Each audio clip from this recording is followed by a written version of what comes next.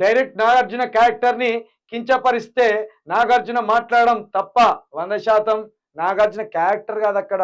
అసలు ఆ కుటుంబాన్ని ఎంత ఎంత ఎంత ఎంత దిగజార్చి పడేసిండ్రు ఆ కుటుంబాన్ని సమాజంలో. నాగార్జున కుటుంబానికి సమాజంలో పరువు, అసలు పరువు అనేది లేకుండా చేసిండ్రు. ఇక నాగార్జున ఏం జూనియర్ చేసుడు కాదు. కొండ సురేఖ గారు, నువ్వు బహిరంగంగా మీడియా ముందుకు వచ్చి ఇలాంటి మాటలు మాట్లాడడం నాది తప్పు అని ఒప్పుకో, లేదా రాజీనామా చేసి వెళ్ళిపో. నువ్వు అవసరమే లేదు. నీలాంటి మహిళా మంత్రులు మాకెందుకు? సురేఖ గారితో పాటు సీతక్క గారు కూడా సురేఖ గారి మాటలను బలపరిచినందుకు నువ్వు కూడా ఇమీడియట్లీ రాజీనామా చేసిపో. అవసరమే లేదు. మా తెలంగాణకు, మా వరంగల్కు మీలాంటి బూత్ మహిళా రాజకీయ నాయకులు మాకు అవసరమే లేదు. సమంతకు సారి చెప్పాలా మీరు, రకుల్ ప్రీత్ సింగ్ కు సారి చెప్పాలా మీరు, నాగార్జున ఫ్యామిలీకి సారి చెప్పాలా మీరు, నాగ చైతన్యకు సారి చెప్పాలా మీరు. ఏంది ఎంత ఎంత ఎంత వాళ్ళను వేధించారు మీరు. వాక్యాల ఉద్దేశం మహిళల పట్ల ఒక నాయకుడి చిన్న చూపు దూరిని ప్రశ్నించడమే కానీ మీ సమంత రూత్ ప్రభుత్వ మనోభావాలను దెబ్బతీయడం కాదు. స్వయం శక్తితో మీరు ఎదిగిన తీరు నాకు కేవలం అభిమానం మాత్రమే కాదు, ఆదర్శం.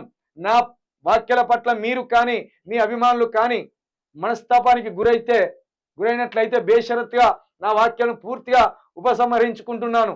అన్యతగా భావించొద్దు. ఇక ఈమెకు పెట్టరాదు, వాళ్ళ బిడ్డ పెట్టినట్టు నాకు తెలిసి. ఇక్కడ కూడా ఆమె పశ్చాత్తాపడ్డట్టు నాకు అనిపించలే. ఆమె పశ్చాత్తాపడ్డట్టు ఏమనిపించలే. నా వాక్యాల ఉద్దేశం మహిళల పట్ల ఒక నాయకుడి చిన్న చూపు ధోరణి. మళ్ళా కేటీఆర్ క్యారెక్టర్ని కించపరిచే విధంగానే పెట్టింది. ఏ మహిళను కేటీఆర్ ఏమన్నాడో జర చెప్పుర్రి. ఇప్పుడు బాధితురాలు బయటకు వచ్చి కేటీఆర్ నన్ను గిది అన్నాడు అంటే కేటీఆర్ కింది నుండి మీ దగ్గర అడిగేద్దాం. సమంత వచ్చి నన్ను కేటీఆర్ ఇబ్బంది పెట్టిందని చెప్పలే, రకుల్ ప్రీత్ సింగ్ వచ్చి నన్ను కేటీఆర్ ఇబ్బంది పెట్టిందని అనలే. మరి మిమ్మల్ని ఏమన్నా ఇబ్బంది పెడితే చెప్పుర్రి, అది కూడా కడిగి పారేద్దాం. వాళ్లకు లేని నొప్పి, వాళ్లకు లేని బాధ అసలు మీకెందుకు వచ్చింది? మీకేం అవసరం? అసలు అది మీ కుటుంబం కాదు, మీ రంగం కాదు, మీ వ్యవహారం కాదు. కేటీఆర్ తోటి ఏమైనా పంచాయతీ ఉంటే మీరు చూసుకోర్రి.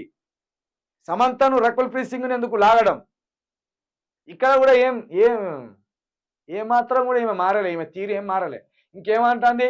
స్వయం శక్తితో మీరు ఎదిగిన తీరు నాకు అభిమానం మాత్రమే కాదు, ఆదర్శం కూడా. ఏం చెప్తారు మీరు ఇప్పుడు? ఆదర్శం అంటే మీరు ఏం ఆదర్శం తీసుకుంటారు? సమంత గారిని చెప్పుడు. సమంత గారిని పక్కలోకి పొమ్మన్నారని చెప్పిందే మీరు. ఏం ఆదర్శం తీసుకుంటారు ఆమె దగ్గర? ఆమె మీకంటే 30 సంవత్సరాలు చిన్న పాప, ఆమెకు 35, మీకు 60, 25 సంవత్సరాలు తేడా ఉన్నది. ఆమెను మీరు ఆదర్శంగా తీసుకునేది ఏమున్నది జర చెప్పు. ఏమో మరి మీరు ఏ రకంగా ఆమెను ఆదర్శం తీసుకుందాం అనుకుంటారో మీకే వదిలేస్తాం. ఏ మాత్రం కూడా ఇక్కడ మీరు మీ మనస్సాక్షికి మీరు బాధపడ్డట్టు కానీ, మీకు మీరు మారు మనసు పొందినట్టు కానీ ఇక్కడ ఈ ట్వీట్లో ఏం లేదు. తక్షణం మీరు రాజీనామా చేయాల్సిందే.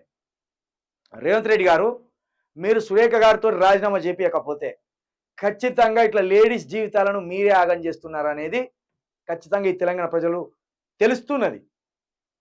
మీరు ఒక మహిళను బజార్లు ఎత్తాను, ఇంకో మహిళను బజార్లు ఎత్తాను. మొత్తానికి 2 మహిళను, 4-5 మహిళలను బజార్లు వేసిండు. సమంత నేషన్లు, రకుల్ ప్రీత్ సింగ్ నేషన్లు, సురేఖ నేషన్లు, సురేఖ గారి నేషన్లు, సీతక్క గారి నేషన్లు. అంటే 4 ఆడోళ్ళ జీవితాలతోటి ఈ కాంగ్రెస్ ప్రభుత్వం ఆడుకున్నది. ఈరోజు వాళ్ళ పరువులు తీసింది, వాళ్ళ మానాల మీద రాజకీయం చేసింది, వాళ్ళ కుటుంబాల మీద కూడా రాజకీయం చేసింది. కాబట్టి సీతక్కను తక్షణమే బర్తరఫ్ చేయాలి. ఇదే విధంగా సురేఖ గారిని బర్తరఫ్ చేయాలి.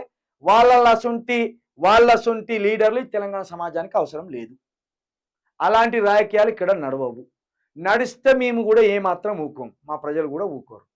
ఇవి ఎక్కడో దరిద్రమైన ఆంధ్రప్రదేశ్లో జరిగే రాజకీయాలు. ఇక్కడ జరగవు ఆ రాజకీయాలు. ఆడోళ్ళ మానాల మీద, ఆడోళ్ళ శరీరాల మీద ఆ చంద్రబాబు నాయుడు చేస్తారు రాజకీయం. మనం చేయం. అది ఎట్టి పరిస్థితుల్లో మేము క్షమించాం.